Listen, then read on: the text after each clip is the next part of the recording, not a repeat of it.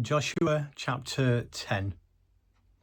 It wasn't long before My-Master-Zedek, king of Jerusalem, heard that Joshua had taken Ai and destroyed it and its kings under a holy curse, just as he had done to Jericho and its king.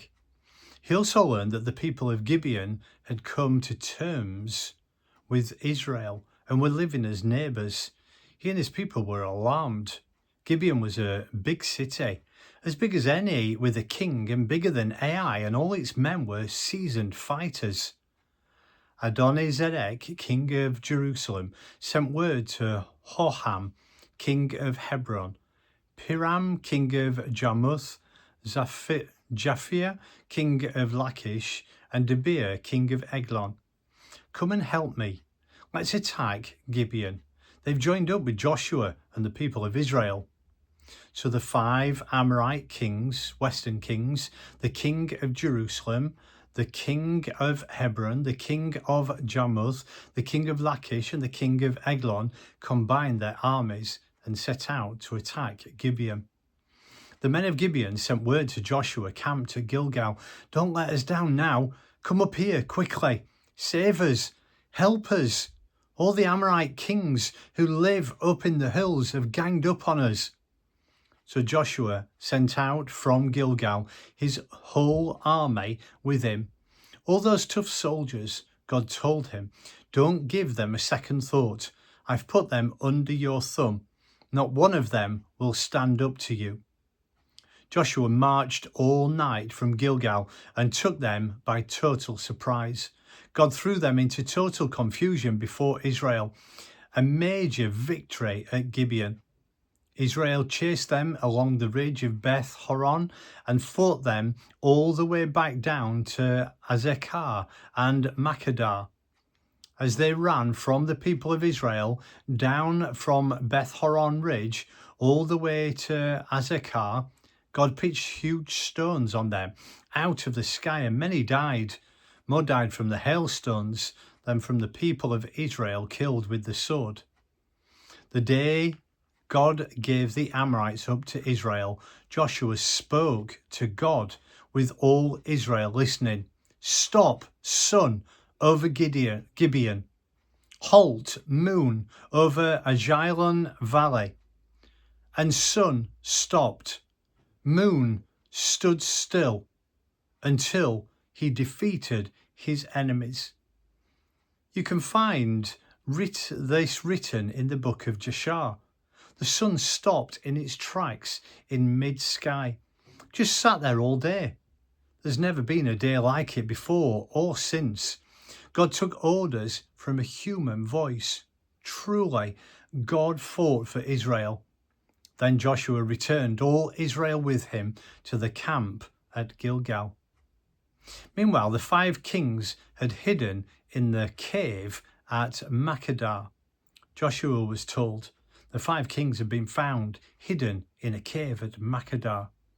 Joshua said, "Roll big stones against the mouth of the cave and post guards to keep watch. But don't you hang around.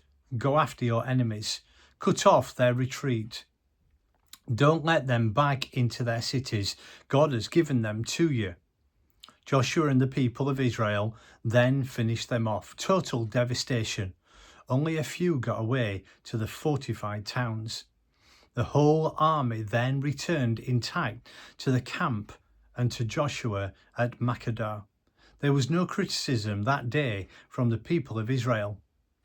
Then Joshua said, "Open the mouth of the cave and bring me those 5 kings." They did it.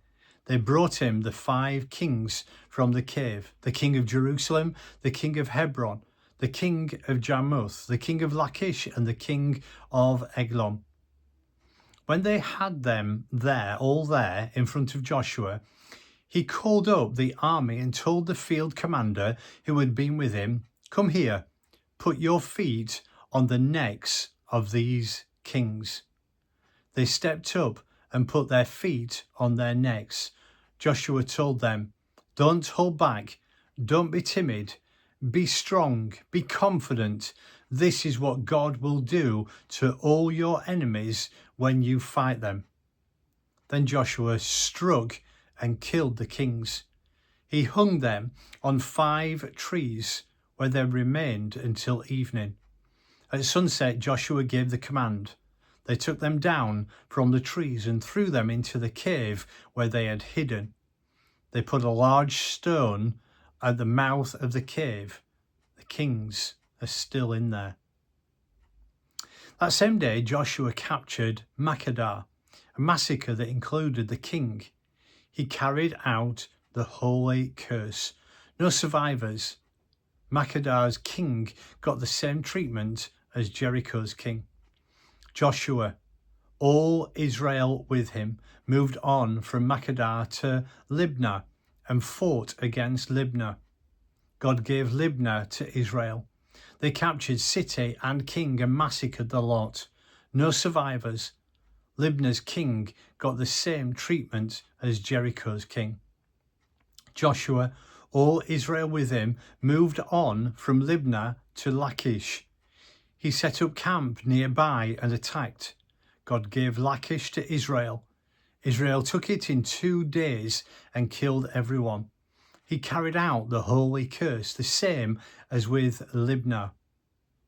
Horam, king of Gezer, arrived to help Lachish. Joshua attacked him and his army until there was nothing left of them, no survivors.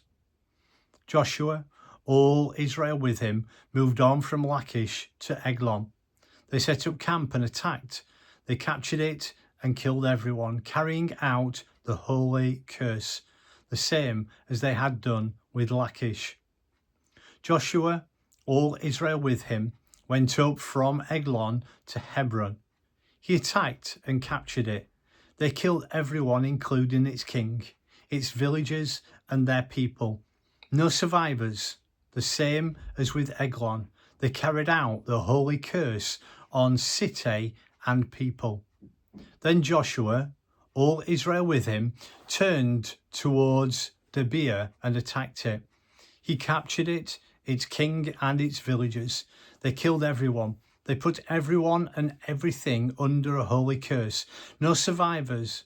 Debir and its king got the same treatment as Hebron and its king, and Libnah and its king. Joshua took the whole country, hills, desert, foothills and mountain slopes, including all kings. He left no survivors. He carried out the holy curse on everything that breathed, just as God, the God of Israel, had commanded. Joshua's conquest stretched from Kadesh Barnea to Gaza and from the entire region of the Goshen to Gibeon. Joshua took all these kings and their lands in a single campaign because God, the God of Israel, fought for Israel. Then Joshua, all Israel with him, went back to the camp at Gilgal.